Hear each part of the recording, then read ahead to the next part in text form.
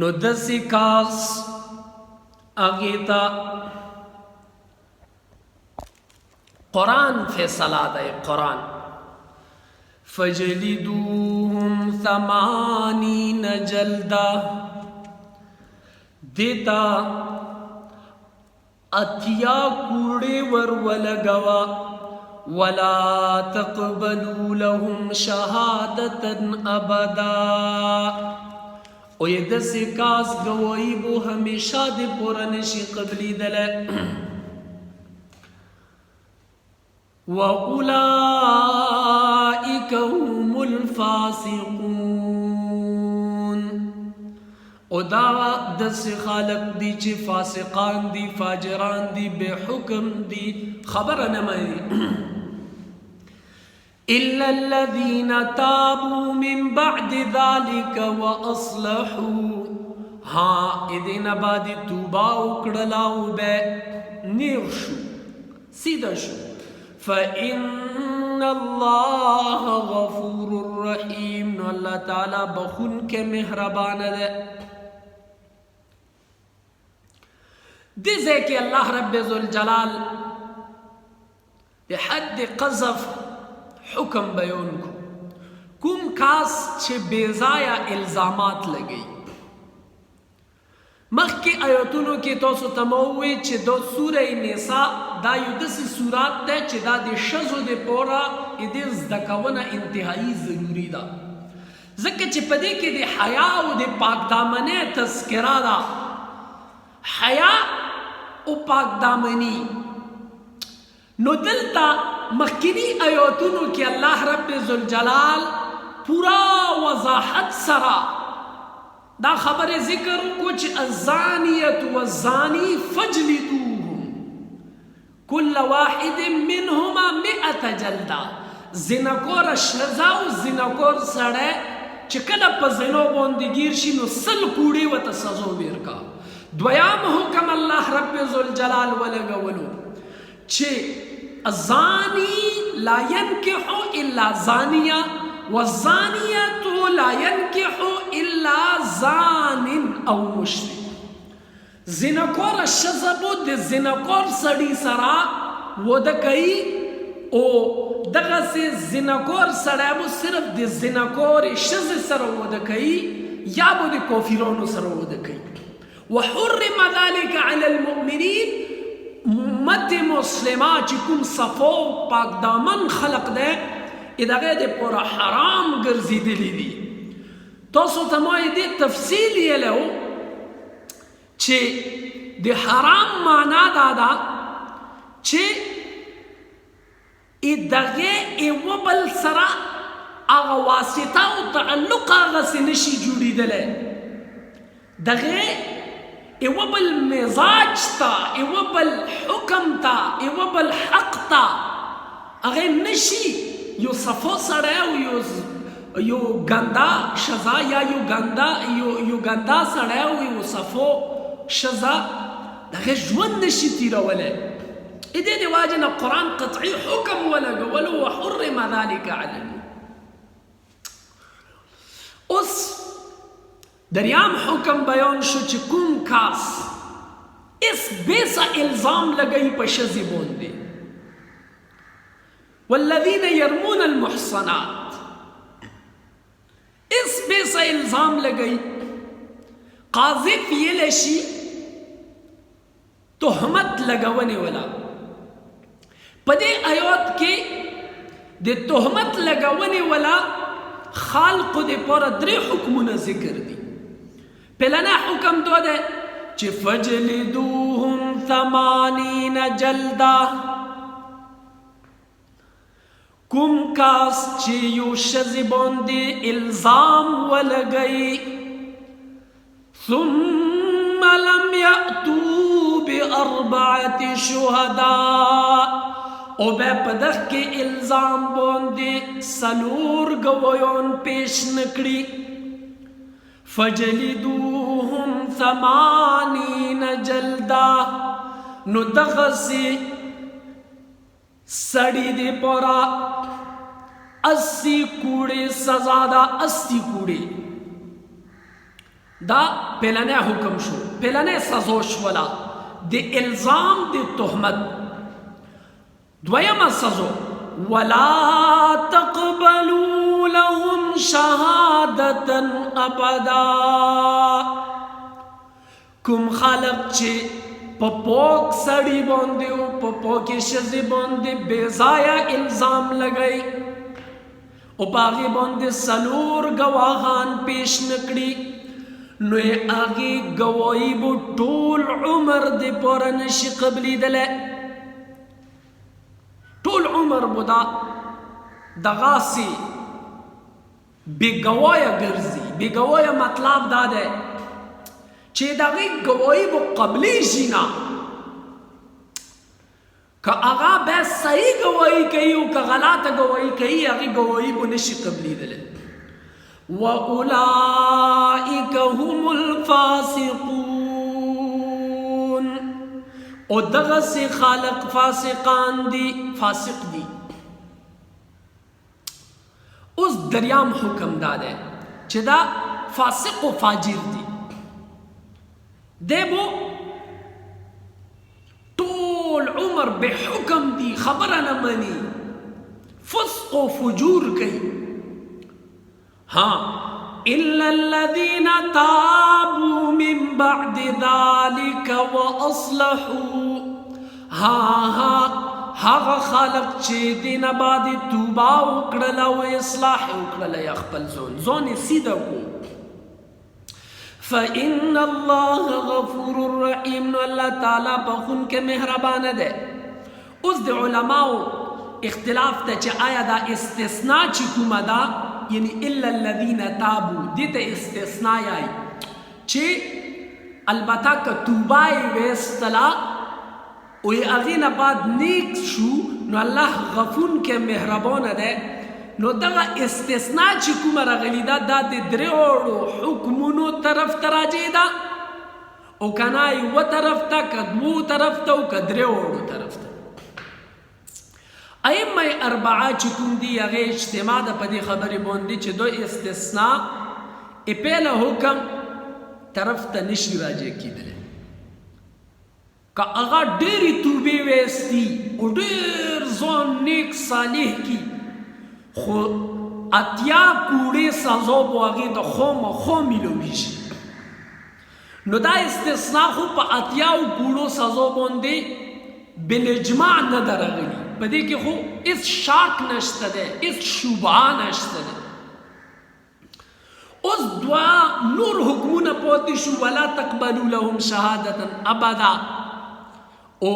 دویم واولئک هم الفاسقون. دې ګواهي به ټول عمر نه قبلېږي او دو به فاسق و فاجر وي.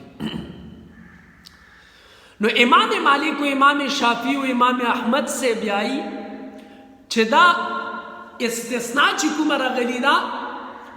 نو دا دې دواړو حکمونو ته راغلې ده چې دې ګواهي به بیا قبلېږي او دو به فاسق نه وي که چېرته دې توبه وویستله. امام ابو حنیفه رحمه الله فرمایي چې دې استثناء تعلق صرف اخري جملې سره ده. دې ګواهي به ټول عمر بیا هم نه قبلېږي که دې توبه هم ویستله، البته دا به فاسق و فاجر نه وي، دا به ګنهګار نه وي، دا به نیک وي.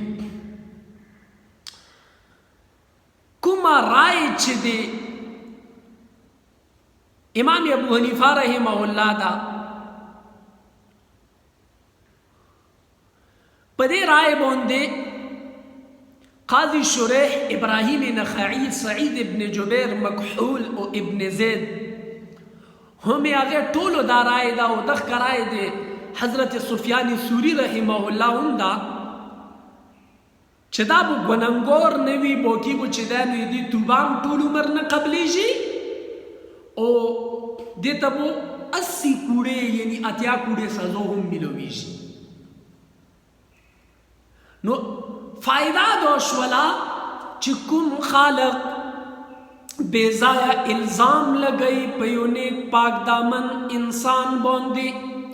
هغې ته به 80 کوړې سزا میلویږي، هغې توبه به هله قبلېږي چې هغه نیکه توبه وکړي. خو اسی کوڑے سزا بوی آغی پتوبے باندیم نشی معاف کی دلے او کچے تا توبہ نویستی نو صرف اسی کوڑے سزانا بلکہ ادے نہیں لوا طول عمر بو ادے گوائین قبلی جی دریم سزا دادا چه دو بو طول عمر فاسق و فاجر بھی والذین یرمون ازواجهم ولم یکن لهم شهداء الا انفسهم ادی زنوس اللہ رب ذوالجلال سلورام حکم بیونی موتو ستووی چی عام طور سرا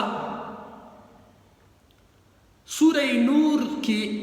دیر خستہ خستہ تذکری رغلی دی خو سورہ نور بیخی ابتدائی رکو کے سلور قسم حکمنا دی حقوق العباد ذکر شوی دی بہرحال والذین یرمون ازواجهم ولم یکن لهم شهداء الا انفسهم دیزے کہ اس سلورام حکم بیونی جی دیتا شریعت پہ اصطلاح کی لعان یا حکم لعان دیتا یہ لکی جی ہاں لعان حکم اللہ تعالیٰ فرمائی ہاغا خالق چہاگے تہمات لگئی پاک پلو بی بیونو بوندی ولم یکن لهم شہداء اویدے سرا گویون نوی پدغی تہمات بوندی الا انفسهم ہاں دلتا کی دیت تہمات نشی یلا دیتا عیب یلی شی چیو عیب پولا گئی چی موشزی دو کور کڑے دے دو حرکاتی کڑے دے دو غلط حرکات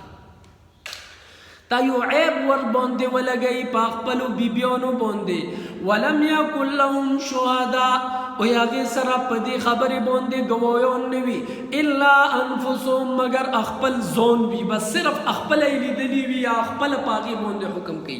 فشہادت احدهم اربع شہادات باللہ انہو لمن الصادقین نو ایدی دائی واگوئی چی دا ایدی دائی واگوئی چی دا اغا دی سلور قسمہ قسام نباد سلور قسمہ قسام نباد ایدی ایواگوئی اغا دی سلور گویونو بروبار دا اغا قسام صدے گورے اغا قسام تذکرہ اللہ تعالی اخبر کی والخامسة أن لعنة الله عليه إن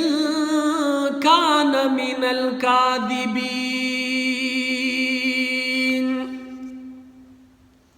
سلور قسمہ سلور ظلم دی اللہ قسام خوری دا گواہی بویر کئی چے بلا شبہ انہو لمن الصادقین رشتن کیما او پنزام زال بوندے بسیئی والخامسہ پنزم زال بیائی ان لعنت اللہ علیہ ان کان من الكاذبین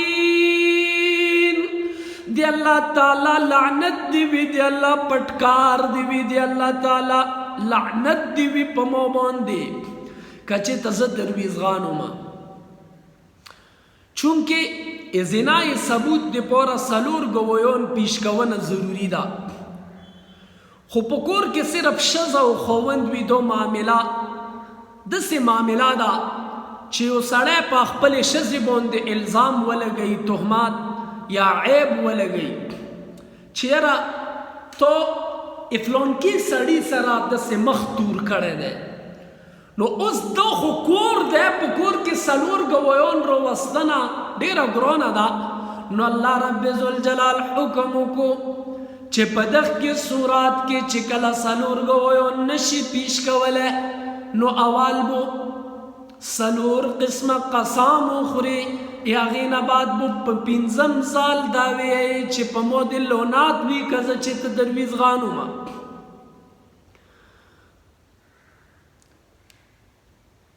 نو څلور قسمونه چې دي دا د څلور ګویانو قایم مقام ګرځېدلي دي. نو په دې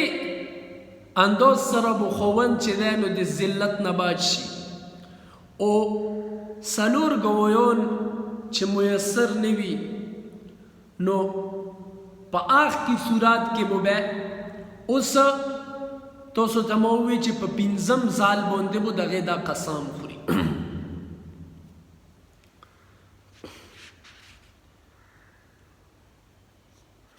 اوس که چېرته ښځه یایي چې نه تو خو چې دی نو درویغ یایي ويدرأ عنها العذاب أن تشهد 4 شهادات بالله إنه لمن الكاذبين. كشزا دي أخبل ظن دا عيب لري گونا غوڑي نو اغابو سلور زلق قسمون خوري گواهی بو ویر کئی دی اللہ تعالی پنوم بوندے چه دی خوند درویزغان انسان دے والخامسا او پنزم قسام بو پدی والفاظ خوري ان غضب الله عليها ان كان من الصادقين چه دی اللہ تعالی عذاب دی وی دی اللہ غضاب دی وی دی اللہ غصہ دی وی پمو بوندے کچتا ایمو خوند رشتون کوي که ایمو خوند رشته یایی چې زه عیبداره یما او مو د غلطي کړي دا نو یا الله تعالی عذاب یا الله غصه دې په مو باندې روشي. ولولا فضل الله عليكم ورحمته او که الله تعالی فضل و احسان په تاسو باندې نه وي او الله رحم و کرم نه وي وان الله تواب حکیم او بیشک اللہ تعالی توبہ قبل ان کے حکمت ولا علم ولا ذات دے.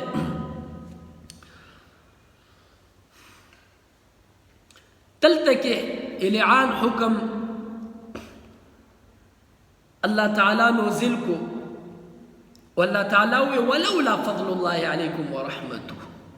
کچیتا دی اللہ تعالی فضل و احسان پا توسو بونده نوے نی توسو دی پورا بو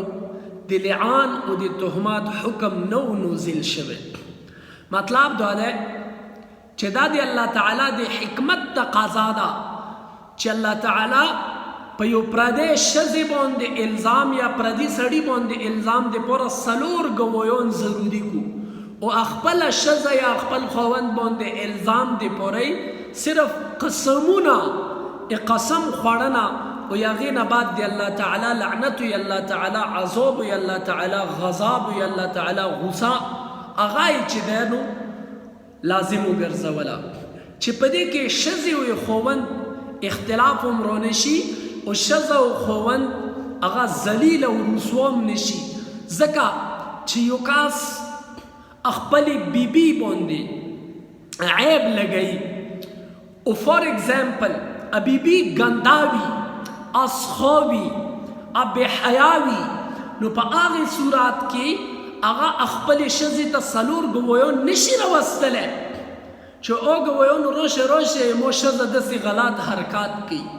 ایده دی واجنا قرآن حکم ولگولو چو دابو سلور قسم قسمون خوری و اغین بعد بو دی اللہ تعالی لعنت یا دی اللہ تعالی عذاب طرف تبو اخپل زون متوجہ کی. ایدے روایاتو پا شان نزول کے اختلاف دے. ایو روایت نا معلومی جی چه دو آیات حلال ابن امیہ صحابی رضی اللہ عنہ پا بورا کے نازل شوے دے او بعد یائی چه عویمر عجلانی پا بورا کے نازل شوے. حافظ عسقلانی فرمائی چه دو دوڑا قیسے صحیح روایاتو کے رغلی دی او دا پا ایوے زمانے کی پیش شوی وی ایدے دی واجن ایدے دوڑو قیسو دی واجن دو آیات نازل شوے. ان الذين جاءوا بالافك عصبة منكم لا تحسبوه شرا لكم بل هو خير لكم لكل امرئ منهم ما اكتسب من الاثم والذي تولى كبره منهم له عذاب عظيم. دې ځنا الله رب ذوالجلال اس سوره نور مکمل دو سورات چې ده چې دو د صفوی د پاک دامنه د نزهت د براءت ای مجا اخواجه مور ام المؤمنین عائشہ صدیقہ رضی اللہ تعالی عنها د صفوی په بورا کې دو سورات نازل شوه ده. نو اغا اصل واقعا قرآن خپل ذکر کئی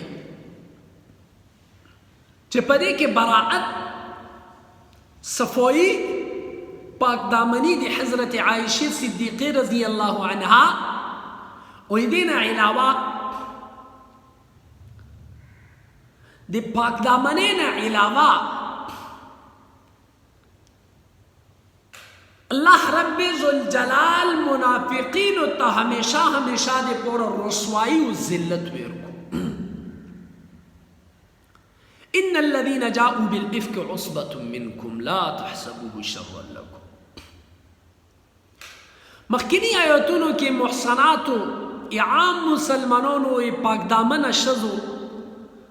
په هغه باندې تهمات لګونې شناعت او قباحت بیان کو چې دا څومره غلطه خبره ده چې یو کس تهمات لګي. تاسو ته ما وویل چې د تهمات دپاره قرآن درې قسمه سزاګانې وایي او بیا که چېرته په خپلې ښځې باندې وي نو څلور پنځه قسمه قسمونه او د الله تعالی عذاب هغه چې دی نو بل په دې آیات مبارکاو کې اوس ټولو مؤمنانو ټولو مسلمانانو مور حضرت عائشہ صدیقہ رضی اللہ تعالی عنها باندې تهمات لګونې شناعت هغه بیانېږي. ام المؤمنین رتبه او مرتبه هغه په دنیا کې چې څومره ښځې دي هر یوې ښځې نه زیاته ده. په دنیا کې چې څومره مخلوق ده د ټولو مخلوقاتو نه زیاته ده. په دنیا کې چې څومره څیزونه دي د هر یو څیز نه زیاته ده. ځکه چې ام المؤمنین عایشه یو داسې ښځه وه چې هغې صفایي قرآن اخپله بیان کا، د هغې صفایي الله اخپله بیان کا، د هغې په صفایه باندې پورا سوره نور نازل شو، د هغې صفایي یو لفظ الله اخپله بیان کو. دې د واجنا د ام المؤمنین مرتبه، د ام المؤمنین رتبه، د ام المؤمنین هغه مقام، د ام المؤمنین عزت و عظمت هغه د ټول کائنات نه زیات ټول کائنات نه عظیم دی. صرف دانا بلکې دا بی بی و د چا د سید المرسلین،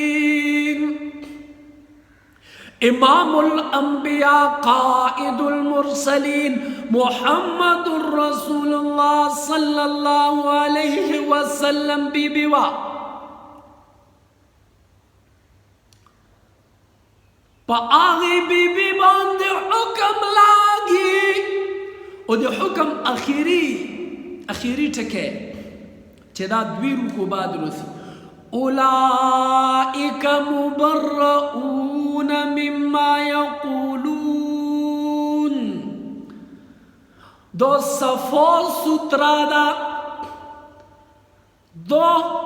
صفا سترا دا دی آغی خبرونا چکم خبری دے کئی لهم مغفرت و رزق کریم. دی حضرت عائشہ وندی کی خالق دی پورا بخشش دے و صفا و سترا روزی دا، عزت والا روزی دا.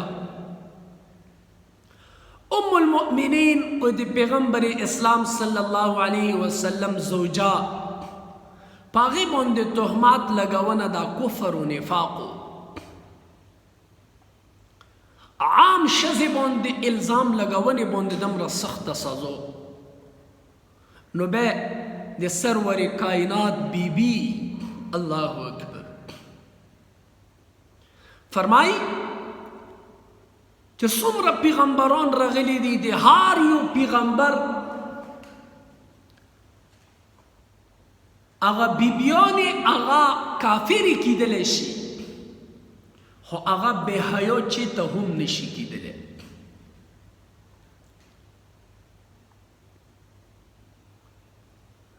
الله تعالی خپله یې دې ګواهي ویر کوي.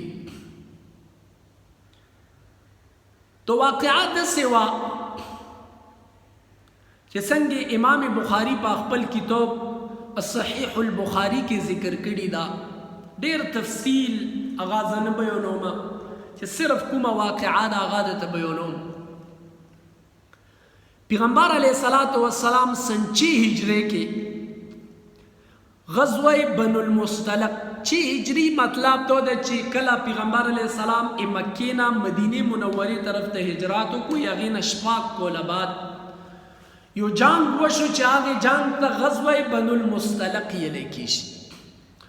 هغې جنگ نه پیغمبر علیه الصلاة والسلام واپس راتللو، نو ام المؤمنین حضرت عایشې صدیقې رضی الله تعالی عنها هغه چې دا نو پیغمبر علیه الصلاة والسلام سره وه، موجوده وه. او د ام المؤمنین حضرت عایشې صدیقې رضی الله عنها چې کوم اسوارلی ولا اوښه وه هغه بله وه،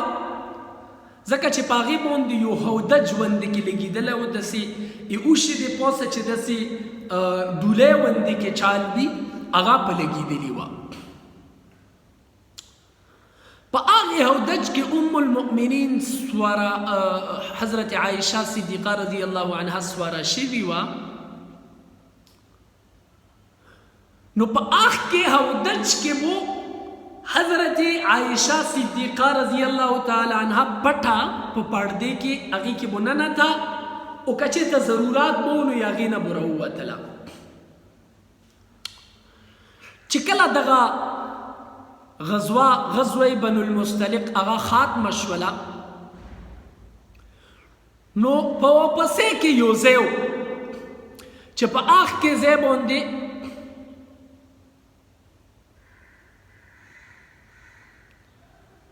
حضرت عائشہ صدیقہ رضی اللہ تعالی عنها او ټول مسلمانان چې دا نو هغه پړو وکړلو له ژوند کې دمای وکړه. هغه پړو په ټیم کې حضرت عائشہ صدیقہ رضی اللہ تعالی عنها د قضای حاجت د پورا د حاجت د پورا کونې د پورا د هغې هودج نه بار راووتله.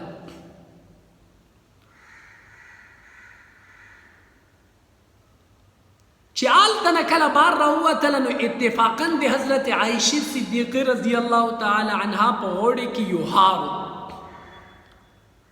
هغه هار موت شو او هغه وغورځېدلو.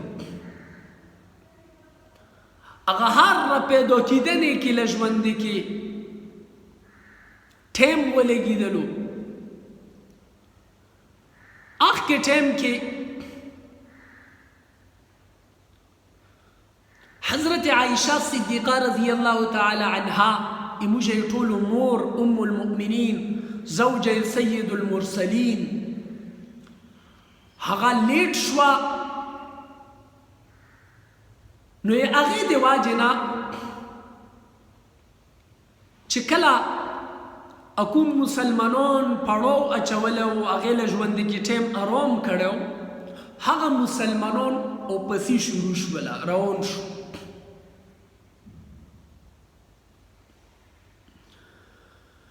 او کومو خلقو و چې هغه اوښه او اوښې د پاسه چې کوم هودج و، هغې اوښې او هودج هغې په ذمهوارۍ باندې و. نو هغه خلق چې کوم هغې دا ګمان وکړو چې کنې حضرت ام المؤمنین عایشہ صدیقہ رضی الله تعالی عنها په هغه هودج باندې سواره ده، ځکه چې حضرت عایشې صدیقې رضی الله عنها وزن دمره نه و، نرۍ خوسۍ وه، ډېره غاټه درنه نه وه. دې د واجې نه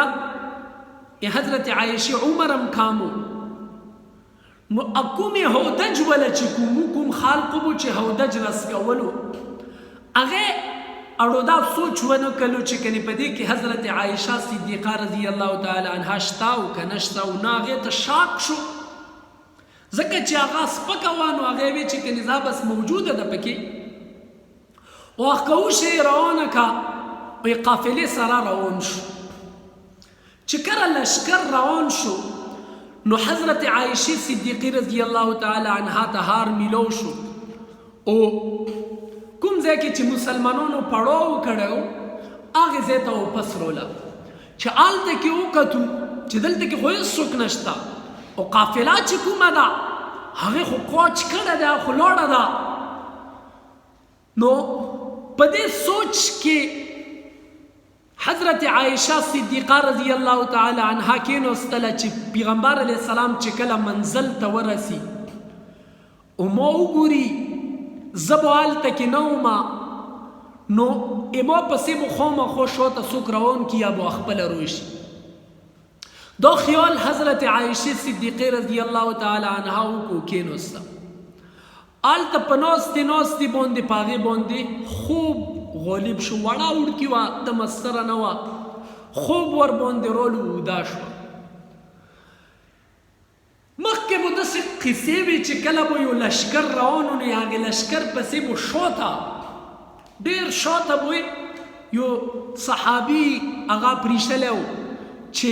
لشکر نه څه ښه بادشاه تلیږي نو هغه شی تاسو راخلی او هغه چې دی نو مسلمانانو ته وررسوي دې د واجې نه یو صحابي صفوان ابن معطل سلمي رضی الله تعالی عنه دا یو صحابي هغه چې دی نو لشکر پسې شاته روان و چې کله یې بیا په ټایم کې رڼا شوله حضرت عائشه رضی الله تعالی عنها منزل نږدو راورسېدو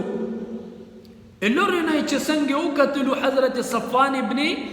معطل سلمي رضی الله عنه لورې نه وکتلو چې یو کاس دی او داسې اوده دی چې کله نږدو شوه نو هغې وکتو چې دا خو حضرت عائشه صدیقه ده حضرت عائشه صدیقه یې وپېژندله ځکه چې هغې ټایم کې تر څو پورې پردې حکم نه و نازل شوی چې کله هغې وکتلو چې دا خو زموږ مور ده ام المؤمنین ده مسلمانانو مور حضرت عائشه ده نو انتهایی افسوس سره یو انا لله و انا الیه راجعون چې څنګه دا ووی دې اوس سره حضرت عائشه رضی الله تعالی عنها سترګې کولو شوې فوراً په سودار باندې مخ پټ کو حضرت صفوان ابن معطل سلمي رضی الله تعالی عنه هغه چې دی نو خپله وشه راوستله د هغې نږدو یې کېنوله او ام المؤمنین رضی الله تعالی عنها یې په پردې سره په اخکې وشي باندې سوره کا او اخکې وشي مهار یې ونیولو هغه وشه یې رسکونه شروع کا خپله پیدل مخکې روان دی تر دې پورې چې ماسپښین وخت شو او قافلې سره میلو شو بس صرف دغه امره مسله وه صرف دغه امره وه چې په دې کې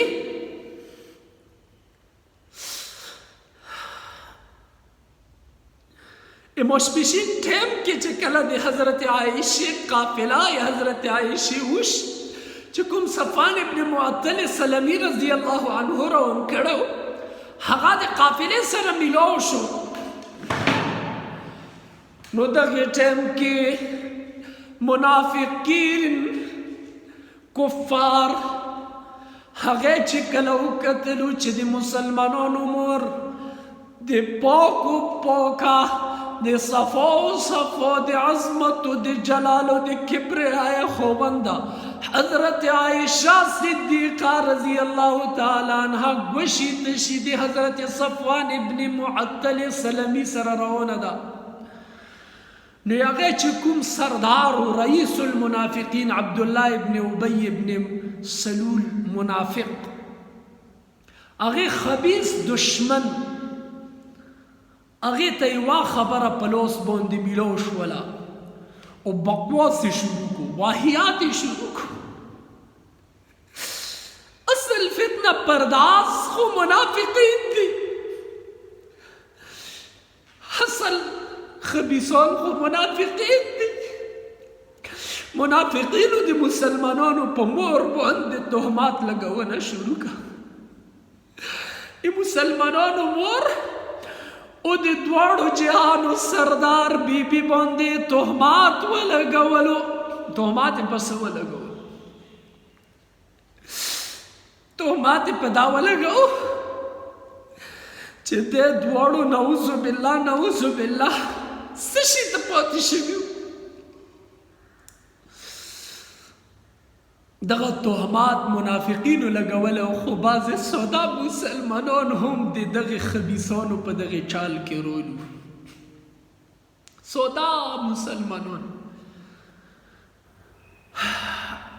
هغې په اورېدل شي خبرو باندې یقین وکړو. عزتمندو ریکویسټ درته کوم، اورېدل شو خبرو باندې یقین ما کوئ. خبره چې واورئ هغې تحقیق وکړئ. نن په علماو باندې الزامات لاګي، نن د علماو په شان کې ګستاخی کېږي صرف سنی سنائی خبرو باندې. نن د پیغمبر شان ټارګټ کېږي، نن د صحابي شان ټارګټ کېږي صرف په سنی سنائی خبرو باندې، صرف په دې خبرې باندې چې ما اورېدلي داسې دي. نو چې تا اورېدلي دي ابو حقیقت هغه هرګز حقیقت نشي کېدلی. بہرحال سودا مسلمانانو کی حضرت حسان ابن ثابت، حضرت مصطح، حضرت حمنہ بنت جحش چکم دی ام المؤمنین زینب بنت جحش خور وا، اگے هم حضرت عائشی صدیقی رضی اللہ تعالی عنہا چه آل تکی ولی دلا نو پا اگے بوندی تهمات ولگول. حضرت عائشہ ته پاته نه وه چې په ما باندې داسې تهمات لګي دي. وړه ماشومه وه، دا سوچ یې نه شو کولی. حضرت عائشہ بیماره شوه. په بیمارۍ کې د پیغمبر علیه السلام په کور کې ناسته ده، پیغمبر علیه السلام ورسره خبرې نه کوي. حضرت عائشہ یایي ما ته پاته نه وه چې دا ویلې ما سره پیغمبر علیه السلام خبرې نه کوي. چې کله د مصطح مور هغه چې دی نو حضرت عائشې تپوس ته ویرله، نو حضرت عائشہ هغې داسې تینده کوله.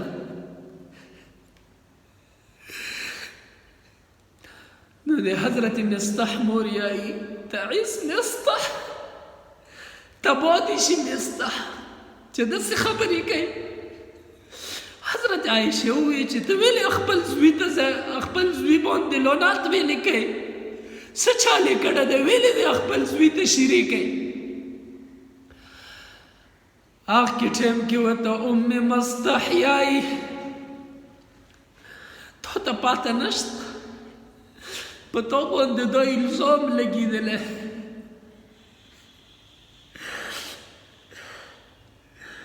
تا صفایي وي، تا پاک دامني ټارګټ شوي ده. حضرت عائشہ صدیقی رضی اللہ تعالی عنہا چې کله دا خبره واورېدله سلګۍ باندې شوې، آواز یې بند شو. بیماری کې نور اضافه وشوه، تبه یې نوره زیاته شوله. پیغمبر علیه السلام نه اجازات واخیستل، خپل پلار کور ته راغله. شپه ورځ مو ژړېده، شپه ورځ مو ژړېده، شپه ورځ مو یې ژړېده. اوښکې نه وي سورېدلې. په دې دوران کې ډېر واقعات پیښ شو چې هغه امام بخاري ذکر کړي دي. او دا واقعا به ډېره ستریږي دې د وجې نه هغه واقعات نه ذکر کوم. سیرت مصطفیٰ په کتاب کې هغه ټول واقعات ذکر دي. اخیری حضرت عائشہ صدیقہ رضی اللہ تعالی عنہ صدمہ و غام چې کله حد نه زیات شو د حضرت یعقوب علیہ الصلوۃ والسلام باندې کې به وی فصبر جمیل والله المستعان على ما تصفون. الله زیتونه صبر وړ صبر جمیل خستا صبر اللہ تعالیٰ مدد پھر کئی جیسے الزامات دے پمو لگی.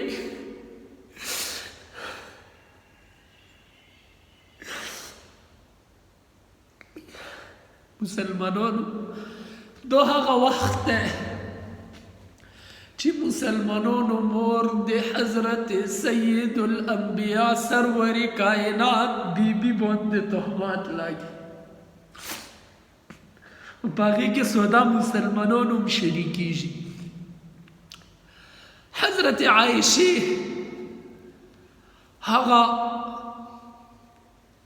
ہغا صابر جواب کو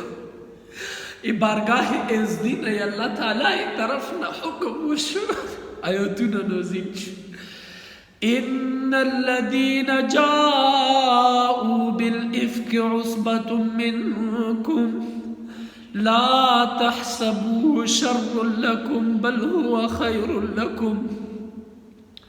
لكل امرئ منهم ما اكتسب من الإثم. دو آیاتنا اولئک لهم مغفرة ورزق کریم اولئک مبرؤون مما یقولون. اللہ تعالی اطرفنا تر قیامات پوری دی حضرت عائشہ په صفویه باندې مهر ولګیدلو. یو منافق دا مجال نو چې حضرت عائشہ په شان کې د زبان نسب بقوسو کی. اللہ فرمایلو ان الذين جاءوا بالافك عصبة منكم تحقیقكم خالق چې بهتان راوړی دی الزام راوړی دی تو سنا یو جماعت یو گروپ آغای توسو نا یو گروپ دے بظاہر آغای مسلمانوں جماعت دے خو حقیقات کی آغای مسلمانوں ندی گورے آغای سازشی خالق دے منافقین دی آغای عیار سازشونا مکار سازشونا آغای دیواجنا مسلمانوں ہم دے دغی فتنے شکار شو. ادے مشر عبداللہ ابن ابی ابن سلولو و دغی سرا نور منافقینو چی پاگے کے سودا و مخلص مسلمانون هم ورستو اگے چی دینو یا اگے ندا غلطی وشولا. قرآن سی لا تحسبوه شر لکم دا توسو یخپل زون دی پورا بعد ما گڑی بل هو خیر لکم بلکہ دا توسو دی پورا بہترین دے لکل امرئ منهم مکتسب من الاثم ہار چاہتا بواغس ملویجی. اللہ تعالی یائی چی دای توسو پا حق کے بہتر خبر وا دای توسو پا حق کے بعد خبر نوا. اللہ تعالی اخپل صفوئے بیانوں کو دے حضرت عائشہ صدیقی رضی اللہ تعالی عنہ براءت و دے اہل ایمان مدحہ و دے منافقین رسوئی پا اتلسو آیاتونو کے نزل کا چتر قیامات پوری بو اغا دے علم ولا دے حافظانو پا سینوں کے محفوظ بھی و پا دشمنان اسلام باندی ہمیشہ دے پورا دا خبر واضح کا چی دے ام المؤمنین شان و عزت و عظمت دیر زیاد دے دے پیغمبر علیہ السلام بی بی مرتبہ دیر زیاد دا. لکل امرئ منهم مکتسب من الاثم پدے کی ہار چا دے پورا آخ کم رسازو دا سمر گناہ چی آگی کڑی دا.